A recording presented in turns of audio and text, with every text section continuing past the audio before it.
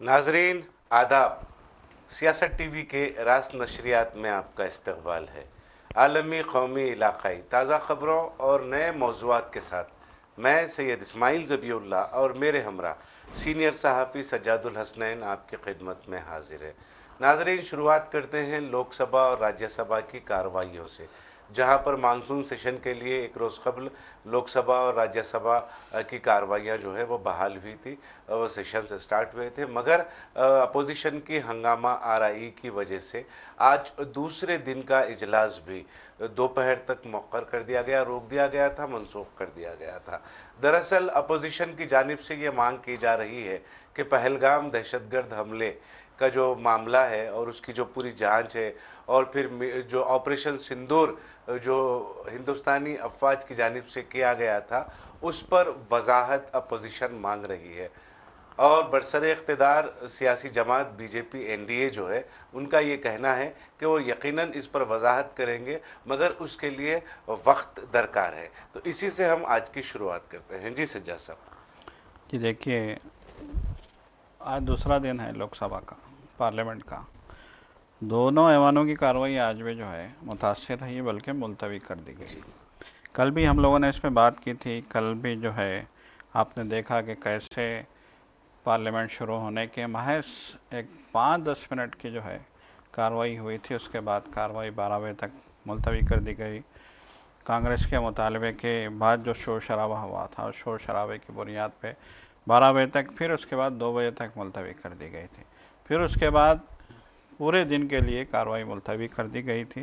राज्यसभा में जो है अपोजिशन, कायद अपोजिशन मल्लिकार्जुन खड़गे ने जो है ऐवान के कायदे 176 के तहत बाज़ाब्ता जो है अपील जारी की थी। उन्होंने दरख्वास्त की थी जो है कुर्सी सदारत से, जगदीप धनखड़ से, कि ये जो ऑपरेशन सिंदूर है, ऑपरेशन सिंदूर के मामले में बहस की इजाज़त दी जाए। फिर उसके साथ साथ जो है एसआईआर जो बिहार में चल रहा है, रोल रिवीजन, जो वोटर आईडी कार्ड रिवीजन जो चल रहा है, उस पे भी बहस, और इलेक्शन कमीशन की जो है इस कार्रवाई पे भी सवाल किया गया था और कहा गया था कि इस पे भी बहस की इजाज़त दी जाए। इन दो के अलावा अहमदाबाद में जो तैयारे का हादसा हुआ था, उस हादसे के हवाले से भी जो है बहस का मुतालबा किया गया था। 3 अहम मुद्दों पे कांग्रेस ने बहस का मुतालबा किया था, लेकिन जिस तरीके से जेपी नड्डा और जो है और भी दीगर बीजेपी के कायदीन, ख़ास तौर पे जो बीजेपी के अहम लीडरान की तरफ से जिस तरह से इन चीज़ों को मुस्तरद किया गया, उसके बाद शोर जो मचा है, तो इतना जो हंगामा आ है रहे के बीच में अचानक से कल ये तमाम, क्योंकि पार्लियामेंट का इजलास जारी है, दोनों ऐवानों में कार्रवाई चल रही है, तो अचानक से जगदीप धनखड़ का चेयरमैन, नायब जो सदर हैं, उनका अचानक से इस्तीफा देना, एक ये क्या, ये मुअम्मा है। देखिए, ये हालांकि सेहत की खराबी का हवाला दिया जा रहा है, लेकिन जो है आप ये जो तमाम चीज़ें जो है, सेहत की अगर खराबी है तो आप पहले इस्तीफा दे सकते थे, पार्लियामेंट के इजलास से कबल दे सकते थे, 1 दिन पहले ही दे सकते थे, 1 दिन पहले भी दे सकते थे, आप बहुत पहले भी दे सकते थे, मगर अचानक से पार्लियामेंट का इजलास शुरू हुआ, 1 दिन होने के बाद, 1 दिन के बाद अगर इस्तीफा दे रहे हैं तो इस पर भी जो है शक व शुबहात के दायरे में हुकूमत है। बिल्कुल, कांग्रेस ने यही कहा है। खड़गे जो सदर कांग्रेस भी हैं और राज्यसभा में अपोजिशन लीडर भी हैं, मल्लिकार्जुन खड़गे ने यही कहा कि हमने ऐवान के कायदे के तहत बहस का मुतालबा किया था और हमने स्पीकर से, कुर्सी सदारत से हमने ये कहा था कि हमें बहस की इजाज़त दी जाए और हमें बोलने का मौका दिया जाए। तो उन्होंने कहा कि हमें बोलने का मौका नहीं दिया गया, सिर्फ हुकूमती जो है नुमाइंदों को बोलने का मौका दिया गया, और इसके लिए उन्होंने जो है कुर्सी सदारत को ज़िम्मेदार ठहराया था। साफ़ तौर पे कहा था कि कुर्सी सदारत दबाव में है। और फिर देखिए, कांग्रेस के मुख्तलिफ़ लीडरों की जानिब से ये इल्ज़ाम लगाए गए थे कि जेपी नड्डा जो है ऐवान में हुकूमत की नुमाइंदगी करते हैं राज्यसभा में, जेपी नड्डा जो बीजेपी के सदर भी हैं, उन्होंने ये दबाव बनाया था कुर्सी सदारत पे कि सिर्फ मेरा बयान रिकॉर्ड में आएगा, बाकी बयानात रिकॉर्ड से हज़फ कर दिए जाएँ। जी मतलब है कि उन्होंने जो है ये एक हिदायत जारी की। जी। तो इस बात हालांकि को वो लेकर उनका इख्तियार हिदायत जारी करना ऐवान जी के अंदर जो है, जी उनका इख्तियार हिदायत जारी करने का है नहीं है। नहीं। जी मगर बिल्कुल। यही यहाँ पर इसी तरीके के जी हालात हम जी मुसलसिल 2014 के बाद ये जी देख रहे हैं कि वो आईनी इदारों की जो उनकी जो अजमत रफ्ता है, जी उसको पायमाल जो किया जा जी रहा है, बिल्कुल। मुसलसिल उन्हें मुतासिर किया जा रहा है। अपने जो चलाने की कोशिश जी, की जा अपनी रही मनमानी है। डिक्टेटरशिप यहाँ पे यकीनन एक आमिरियत जो है जी वो वहाँ पर सर चढ़कर बोल रही है, पार्ली ऐवानों के अंदर और ऐवानों के बाहर भी। जी जहाँ जहाँ पर भी बीजेपी बरसर इख्तिदार है, वहाँ पे आमिराना सलूक जो है, जी एक ये बीजेपी का और वहाँ की मौजूदा हुकूमत का जो है वो वतीरा बन गया है। जी अब यहाँ पर आप अगर अपोजिशन की मांगे हैं, आप देखिए किस तरीके से ये काम किया जा रहा है। जी अपोजिशन कुछ चीज़ों की मांग कर रहा है, जी अगर उसकी वजाहत अगर आप ऐवान में आप कर देते हैं तो उसमें कोई खबाहत नहीं है, कोई प्रॉब्लम मसला नहीं है। जी बिल्कुल। मुल्क की आवाम भी वो मतालेबात, वो तो जो हालात है जिनकी मांग अपोजिशन की जानिब से की जा रही है, आवाम भी ये जानना चाह रही है। बिल्कुल देखिए, सीधी बात अपोजिशन कह रही है कि ऑपरेशन सिंदूर जो हुआ था, ऑपरेशन सिंदूर शुरू किया गया था, यकीनन एक मुस्तहसन इक़दाम था। पहलगाम में जो दहशतगर्दाना हमला हुआ था उसके जो है बदला लेना बहुत लाजमी था, और बहुत जो है हमारी आर्मी ने बहुत हिम्मत दिखाई और जो है पाकिस्तान के अंदर जाके दहशतगर्दों के ठिकानों को ख़त्म किया। ये बहुत ही जो है एक मुस्तहसन बड़ा इक़दाम है, बड़ी बिल्कुल कार्रवाई है, बड़ी जिसकी कार्रवाई सताइश मुसलसिल की जा रही है की और जा आगे रही भी है। की जाएगी। लेकिन कांग्रेस का ये भी सवाल था कि अचानक जंग बंद क्यों की गई। फिर साथ में कांग्रेस ने ये भी कहा कि अचानक जंग बंद करने का ऐलान ट्रम्प ने क्यों किया। जी कांग्रेस का कहना है कि ये क्यों हुआ है, आप ये बयान जारी कीजिए। जी जयशंकर ने जो है अक़वाम मुत्तहिदा में बयान दिया था कि हमने ऑपरेशन सिंदूर शुरू करने से पहले पाकिस्तान को इन्फॉर्म कर दिया था कि हम वहाँ पे अटैक कर रहे हैं। जी तो कांग्रेस ने कहा कि इसकी भी वजाहत होनी चाहिए कि ऑपरेशन शुरू होने से पहले दुश्मन मुल्क को क्यों इसकी इत्तला दी गई, ये भी कहा गया। यकीनन जी यकीनन ये इस जी तरीके की जो जानकारियां जी हैं वो दिए जानी चाहिए, जी क्योंकि बिल्कुल। इस तरीके की कार्रवाइयों के बाद जिस तरीके के बयानात प्रोफेसर एस जयशंकर के, जी नरेंद्र मोदी के और फिर डोनाल्ड ट्रंप के जिस तरीके के बयानात जी पहलगाम और ऑपरेशन सिंदूर के बाद जब मंजर आम पर आए जी हैं, उसके बाद शक व शुबात बढ़ गया है। बढ़ गया है देखिए बिल्कुल। यकीनन पार्लियामेंट में हंगामा हो रही है, दोनों ऐवानों में मुसलसिल इस जी पर एहतजाज किया जा रहा है। जी अब आज का जो दूसरे दिन जो हंगामा हुई, उसमें ये कहा जा रहा है, अपोजिशन ने ये मांग की है, दोनों ऐवानों को मुअत्तल जी कर दिया गया है। बिल्कुल। ये जो स्पेशल इंटेंसिव रिवीजन जो हो रहा है, SIR, जी जिसका आपने अपने तबसरे में जिक्र किया है, जी तो वो बिहार में खास तौर पर ये काम किया जा रहा है। तो उसी के ऊपर इंडिया ब्लॉक ने जब पार्लियामेंट की कार्रवाई को मनसूख कर दिया गया, तो ऐवान के पार्लियामेंट के बाहर जो है जी ये इसके ऊपर एहतजाज किया जा रहा है, मुसलसिल एहतजाज कर रहे हैं। इसमें इंडिया ब्लॉक की सारी सियासी जमातें मौजूद हैं, मल्लिकार्जुन खड़गे और राहुल गांधी दोनों ने भी इस एहतजाज में शिरकत की जी है। बिल्कुल, पार्लियामेंट के बाहर एहतजाज किया गया। और फिर हम जैसे कि देखिए कि दोनों ऐवान जो है बिहार के इस मसले पे पार्लियामेंट के अंदर जब हंगामा हुआ, जब कांग्रेस ने कहा कि ये बिहार रोल रिवीजन जो है इस पे जो है हुकूमत वजाहत करे कि अचानक इसकी ज़रूरत क्यों पेश आई, तो इस पे भी जो है आज ऐवान की कार्रवाई जो है मुलतवी कर दी गई। देखिए 12 बजे तक मुलतवी थी, फिर शोर शराबा हुआ, फिर 2 बजे तक के लिए मुलतवी। मतलब ये कि जैसा कि हमने कहा था कि हस्ब रिवायत ख़दीम का एक जुमला जो है उर्दू में जो है लिखा जाता है, हस्ब रिवायत ख़दीम। तो जब से हम देख रहे हैं कि पार्लियामेंट में ख़ास तौर पे हम जो है बीजेपी के इक़्तिदार में आने के बाद, मोदी के वज़ीर आज़म बनने के बाद पार्लियामेंट की कार्रवाइयों को हम देख रहे हैं, तो हर साल हर सेशन में, बजट सेशन हो, मानसून सेशन हो, गरमाई सेशन हो, सरमाई सेशन हो, जो भी सेशन हो, पार्लियामेंट के जितने भी सेशन होते हैं, हर सेशन में सेशन से पहले एक कुल जमाती इजलास बुलाया जाता है। अपोजिशन से अपील की जाती है कि आप कोऑपरेट करें, पार्लियामेंट को पुरअमन तरीके से चलने दें ताकि जो है अवामी मसाइल की एकसोई हो। फिर उसके बाद ये होता है कि पार्लियामेंट में जब मसाइल पे बात करने की कोशिश की जाती है तो फिर कोई ना कोई ऐसा मसला छेड़ा जाता है, मुश्तइल किया जाता है, और हम देखते हैं कि मुसलसल पार्लियामेंट की कार्रवाइयाँ मुलतवी होती रहती हैं। फिर 1, 2, 3, 4 बिल अहम होते हैं तो रातों रात मंजूर कर लिए जाते हैं। रातों रात मंजूर, एक ही दिन में, एक ही घंटे में जो है बिल मंजूर हो जाते हैं। छोटे मोटे बिलों का तो पता भी नहीं चलता, कैबिनेट कमेटी का इजलास होता है और बिल मंजूर। तो बड़े बिलों की जब बात आती है, अहम इश्यूज़ की जब बात आती है तो रातों रात बिल मंजूर हो जाते हैं। तो ये जो हो रहा है इस पे यकीनन अपोजिशन को भी तशवीश है और अपोजिशन ने बारहा कहा है। आपने जो जो इस मतलब जो तरीक़ेकार इस्तेमाल किया जाता है ये बिलों की मंजूरी के लिए, एक हंगामा आ रही होती है, एक माहौल बनाया जाता है, जवाबी हमले अपोजिशन की जानिब से अपोजिशन पर किए जाते हैं, फिर अपोजिशन वेल में आती है, एहतजाज करती है, उसके बाद फिर वो कार्रवाई मनसूख कर दी जाती है।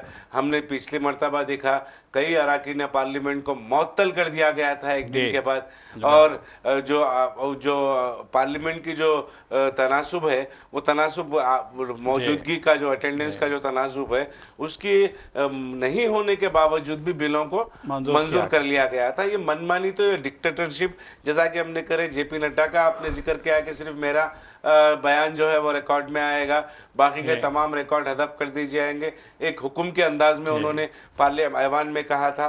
तो इस तरीके के मामलात मुसलसिल आ रहे हैं। यहाँ पर हुकूमत जो है ये चाह रही है, ये करोड़ों रुपये का खर्चा होता है, ये आवाम के टैक्स का पैसा होता है पार्लियामेंट की कार्रवाई के लिए, जो मराहत अरकान पार्लियामेंट को मिलते हैं, जो सहूलतें, जो तहफ़्फ़ुज़ात उन्हें मिलते हैं, ये अवाम के पैसे से मिलते हैं। तो अवामी मसाइल पर अगर सैर हासिल बहस पार्लियामेंट के ऐवानों में नहीं होगी तो फिर पार्लियामेंट चलाने का या इजलास मुनक़िद करने का मतलब बिल्कुल ख़त्म हो जाएगा। यहाँ पर एहतजाज कर रहे हैं अपोजिशन की जानिब से बिहार इलेक्टोरल रोल जो स्पेशल इंटेंसिव रिवीजन जो SIR जो है उसके खिलाफ में चल रहा है। तो आप यहाँ पर इस पर हालांकि सुप्रीम कोर्ट ने ये हुक्मनामा जारी कर दिया था, ये ऑर्डर दिया था इलेक्शन कमीशन को कि बिहार में जो रिवीजन हो रहा है उसमें तमाम दस्तावेज़ात बताने की ज़रूरत नहीं है। अगर किसी के पास आधार कार्ड है तो वो अपना नाम इनरोल कर सकते हैं, किसी के पास पासपोर्ट है तो एक तफसील पूरा जजमेंट है वो। उसके बावजूद जब ये नोटिस इलेक्शन कमीशन को जारी की गई तो इलेक्शन कमीशन वापस रुजू होता है। आप देखिए आप किस तरीके का माहौल बनाने की कोशिश बीजेपी की जानिब से मुल्क में की जा रही है। इलेक्शन कमीशन सुप्रीम कोर्ट से रुजू होता है, रुजू होकर ये कहता है कि शहरियत की तहकीक की जांच की जो इख्तियारात हैं वो इलेक्शन कमीशन के पास है। आप ये अचानक से इलेक्शन कमीशन के पास ये इख्तियार कहाँ से आ गया कि वो जो है शहरियत, किसी की शहरियत की जांच कर रहा है? तो ये कहा, देखिए ये गैर मौलाना NRC जो है वो बिहार में नाफिज करने की हुकूमत की जानिब से कोशिश की जा रही है और उसका आलाकार जो है इलेक्शन कमीशन बिहार में बना हुआ है। ये जो आज का जो हलफनामा इलेक्शन कमीशन ने जो सुप्रीम कोर्ट में दाखिल किया है, इससे तो ये वाजे हो गया सज्जाद साहब। जी बिल्कुल, देखिए सुप्रीम कोर्ट ने जो है हिदायत दी थी इलेक्शन कमीशन को कि आधार, वोटर ID और राशन कार्ड को आप जो है शहरियत के सबूत के तौर पे वैलिड डॉक्यूमेंट की हैसियत से कंसिडर इनरोल करने के लिए कंसिडर करेंगे। स्पेशल इंटेंसिव रिवीजन जो चल रहा है उसके लिए ये तीनों चीजों को वो कर दिया था, किसी कंसिडर करेंगे ये कहा था। तो आज हलफनामा दाखिल करता है वो इलेक्शन कमीशन कहता है कि नहीं आधार तो कोई भी बना सकता है, नहीं राशन कार्ड तो कोई भी बना सकता है, डुप्लीकेट राशन कार्ड की खबरें आ रही हैं। देखिए कोई भी बना सकता है या डुप्लीकेट राशन कार्ड की खबरें आ रही हैं, ये जवाज़ नहीं है जी, यकीनन ये जवाज़ नहीं है जो आपने जो है सुप्रीम कोर्ट में पेश किया कि आधार कार्ड तो कोई भी बना सकता है, राशन कार्ड तो कोई, डुप्लीकेट राशन कार्ड की जो है हमारे पास रिपोर्ट्स हैं। और फिर जो है वो ये कहते हैं कि जो है हम इसको जो है वो मतलब है कि इनका जो SIR है उसमें हम इसको कंसिडर नहीं कर सकते क्योंकि ये डुप्लीकेट भी हो सकते हैं। और इसको जो है हमने तो कह दिया है कि जो है 2004 के बाद जो जो मतलब एक के जो आपके पैदाइश सर्टिफिकेट होंगे वो कबूल किए जाएंगे। हमने तो कह दिया है कि 2002 से मतलब एक 3 डेट्स उन्होंने दी हैं। 1990 के बाद से 3 डेट्स उन्होंने दी हैं कि इन डेट्स में जारी की गई जो है पैदाइश की सर्टिफिकेट हम कबूल करेंगे। तो देखिए यहाँ इस बात की इलेक्शन कमीशन को जो है ये जवाब नहीं पेश कर सकता कि ये डुप्लीकेट हो सकते हैं, ये आपका काम नहीं। आधार को जी। सबसे ज्यादा महफूज डॉक्यूमेंट ना सिर्फ मरकजी हुकूमत ने करार दिया था, बल्कि बहुत सारे आईनी इदारे हैं, उसको सबसे महफूज आपके लिए दस्तावेज आधार को करार दिया गया था। जी। क्योंकि आधार के लिए जो तरीक़ेकार इस्तेमाल किया गया है, आपके फिंगरप्रिंट्स जी। हैं, आपके आइरिश है, आंखों का जो आपकी जांच है वो उसमें शामिल है। और बगैर आपके फिंगरप्रिंट्स के आपका जो आधार लॉगिन है वो हो ही नहीं सकता। तो इससे बड़ा जो सदाकत है कि ये आधार कार्ड ऑथेंटिक होने की, तो फिर उससे आप इलेक्शन कमीशन को क्या।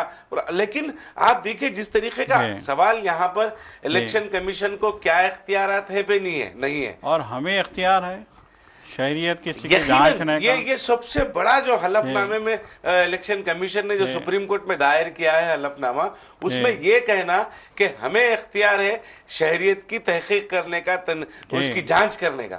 जी बताइए, आप बताइए कि ये क्या जो है, इसको तो हम एक मानों में यही कहेंगे। देखिए सुप्रीम कोर्ट ने सरजनिश की, सुप्रीम कोर्ट ने कहा कि आधार और राशन कार्ड को आप क्यों कबूल नहीं कर रहे हैं, क्यों जो है आप इसको जो है दस्तावेज़ नहीं मानते, क्यों इसके बेस पे आप जो है वोटर आईडी कार्ड जारी नहीं करते, आप ये जो है इसके बारे में आप अपना हलफनामा दाखिल करें। तो हलफनामा 18 पेज का हलफनामा दाखिल किया गया है आज सुप्रीम कोर्ट में, जिसमें साफ तौर पे कहा जा रहा है कि ये डुप्लीकेट हो सकता है, ये डुप्लीकेट हो सकता है और शहरियत की जांच का हमें इख्तियार हासिल है। दफ़ात बताई जा रही हैं, आइन की दफ़ात बताई जा रही हैं कि आइन की दफ़ा के तहत, इस दफ़ा के तहत किसी की भी शहरियत जांचने का हमें इख्तियार है। शहरियत जांचने के बाद ही हम वोटर आईडी कार्ड जारी करेंगे। शहरियत जांचने के लिए हमने जो दस्तावेज़ बताए हैं वो ज़रूरी हैं। मतलब ये कि इतना जो कार्रवाई हो रही है, उतनी कार्रवाई के बावजूद यहाँ पे जो हलफनामा दाखिल किया गया है उसमें हरदर्मी ही का मुजाहिरा। यकीनन इलेक्शन कमीशन की हरदर्मी है। और फिर ये बात तो वाज़ेह हो गई है कि इलेक्शन कमीशन जो है वो कठपुतली के तौर पर, जी बिल्कुल कठपुतली के तौर पर आलाकार बनकर काम कर रहा है। जो इशारे इलेक्शन कमीशन को मिल रहे हैं, जो अहकामात इलेक्शन कमीशन को पर्दे के पीछे से मिल रहे हैं, उस पर ये अमल किया जा रहा है। आप देखिए सारी कार्रवाई है, ये सारी कार्रवाई में national confederation of Dalit and Adivasi organisations की एक रिपोर्ट मंजर आम पर आई है निकल कर। वो उन्होंने अपनी रिपोर्ट पेश की है, उसका इजराई अमल में लाई है। उन्होंने पूरे बिहार में फिरकर ये काम किया है, तहकीक की, सर्वे किया है। तो ये स्पेशल इंटेंसिव रिवीजन जो है SIR, उसकी वजह से 71% दलित वोटर्स जो हैं वो उन्हें हक़ राय दही से महरूम होने का खदशा उन्हें लायक है। बिल्कुल। देखिए आपने इससे पहले भी मुख्तलिफ लीडरों की जो है बातें सुनी होंगी। तेजस्वी यादव ने एक लंबा चौड़ा इंटरव्यू दिया था मीडिया के सामने, जिसमें उन्होंने कहा था कि इनकी कंडीशंस की वजह से कैसे कैसे लोग जो है वोटर आईडी कार्ड से महरूम हो सकते हैं। उन्होंने कहा था कि ये जो रिपोर्ट आई है सज्जाद साहब, ये रिपोर्ट के मुताबिक आपको ये समझने की ज़रूरत है कि ये इससे दलित, कबायली और अक़लियती तीनों को टारगेट तौर पर मुतासिर हो रहे हैं। इन वोटर्स को टारगेट किया गया है, तीनों को टारगेट किया गया है। यकीनन देखिए अब ये एक बहुत तशवीश की बात है कि अब दलित की मुख्तलिफ जो तंजीमें हैं, जैसा कि उन्होंने बाज़ाब्ता रिपोर्ट जारी की है। जी यकीनन उन्होंने रिपोर्ट जारी की है बाज़ाब्ता, और रिपोर्ट जारी करने के बाद उन्होंने कहा है कि 71% अभी जो नया SIR लागू किया गया है इलेक्शन कमीशन की जानिब से, उसके बाद 71% दलितों के वोटर आईडी कार्ड से महरूम। मतलब ये कि वोट देने के अपने जमहूरी हक से महरूम होने के खदशात पैदा हो गए। जी। मतलब ये कि आप सीधे सीधे जो है आपने अब ये काम शुरू कर दिया है कि जो आपको वोट नहीं देता उसका वोटर आईडी कार्ड में नाम शामिल नहीं होना चाहिए। यकीनन ये काम आपने बिलवास्ता तौर इस तरीके का काम जी। आप असल अहम मुद्दे पर आप पहुंचे हैं जी। कि ये कहा जा रहा है, जी। ये बताया जा रहा है कि ये काम इलेक्शन कमीशन ये कर रहा है कि जो एनडीए के खिलाफ में जो वोट देने वाले हैं उनको वोटर लिस्ट से निकाल दिया जाएगा। ये धमकी है बाज़ाब्ता, और ये ऐसा माहौल वहां पर बिहार में फिलहाल बनाया जा रहा है। मैं समझता हूं कि तजुर्बाती तौर पर इस काम को अंजाम दिया जा रहा है। आने वाले दिनों में जहां जहां पर भी असेंबली इंतखाबात होंगे या फिर मजालिस मुकामी के इंतखाबात होंगे, तो वहां पर स्पेशल इंटेंसिव रिवीजन SIR के जरिए से इस काम को अंजाम देने की कोशिश की जाएगी।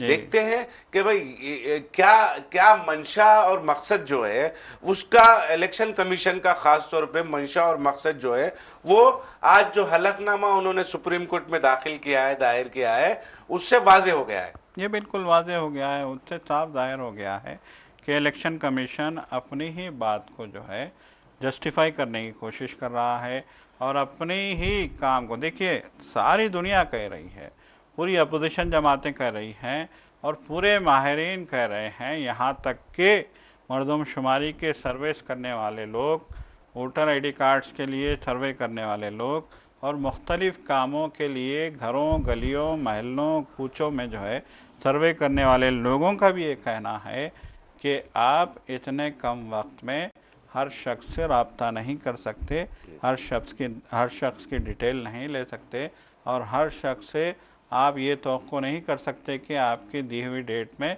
वो अपना फॉर्म अपलोड कर देगा और सारी की सारी डॉक्यूमेंट्स के साथ। 5 दिन बाकी हैं, बिल्कुल 5 दिन अभी बाकी हैं इस अमल को पूरा करने में। जो एक डेडलाइन दी गई थी वो डेडलाइन के लिए 5 दिन का वक्त बाकी है।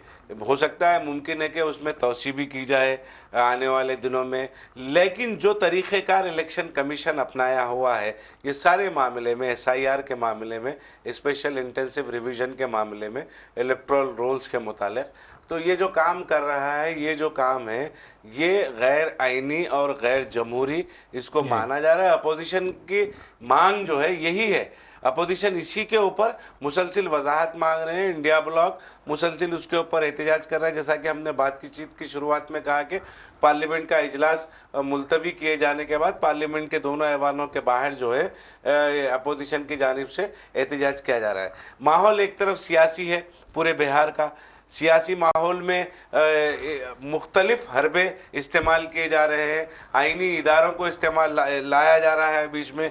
आइनी इदारों के ज़रिए से जो है, जैसा कि आपने कहा कि वो वोटर जो मुखालिफ है उन्हें अब वोटर लिस्ट से निकालने के काम किया जाए। दूसरी तरफ जो जराइम है, जराइम का मामला बिहार में उरूज पर है।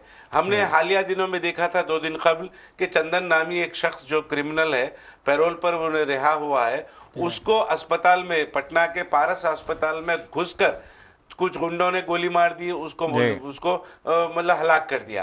तो वो अब तक आज़ाद थे। आज ये खबर निकल कर आ रही है कि वो जो जिन्होंने गोली चलाई थी पारस अस्पताल में चंदन पर, वो जो है उनके साथ पुलिस की मुठभेड़ चल रही है। तो एक नक्शा बनाया जा रहा है, डर खौफ, 4 तरफ से डर खौफ का माहौल बनाया जा रहा है। बिहार और उत्तर प्रदेश दो ऐसी रियासतें हैं जहां पर जो ये जो गोलियों का जो मामले हैं, बंदूकों का, रिवाल्वर, कत्तों का जो मामला है, वहाँ पे एक मामूल की बात है। बाहुबली जो कायदीन है वहाँ के, वो बाहुबली कायदीन का इजारादारी बड़ी है पूरे बिहार पर। जी बिल्कुल, देखिए बार बार कहा गया है कि दिन दहाड़े कत्ल हो रहे हैं, लीडरों को मारा जा रहा है, हालात ख़राब किए जा रहे हैं। आप देखिए, इससे पहले भी आपको पता होगा कि जिस दिन एनकाउंटर हुआ था अस्पताल में, उसके बाद पुलिस ने जो है एक कार्रवाई की थी जिसमें एक शख्स को जो है मार गिराया गया था। और पुलिस ने कहा था, जिसको मार गिराया गया था उसके बारे में पुलिस ने कहा था कि ये वही शख्स है जिसने जिन्होंने कत्ल किया है उनको असला फराहम किया था। ये पुलिस का दावा था। फिर उसके बाद अब एक और ख़बर आई है कि फिर एक और इनकाउंटर हुआ है जिसमें 2 लोग ज़ख्मी हुए हैं। और अब पुलिस का ये कहना है कि उनके पास से हमने 2 पिस्तौल बरामद किए और कार्ट्रिजेस बरामद किए और जो है 2 ज़िंदा कारतूस बरामद किए वगैरह वगैरह। बहरहाल जो कुछ भी हो, हालात ऐसा मालूम होता है कि बिहार के कंट्रोल से बाहर होते जा रहे हैं। नीतीश कुमार की हुकूमत क्या कर रही है यह किसी की समझ में नहीं आ रहा है।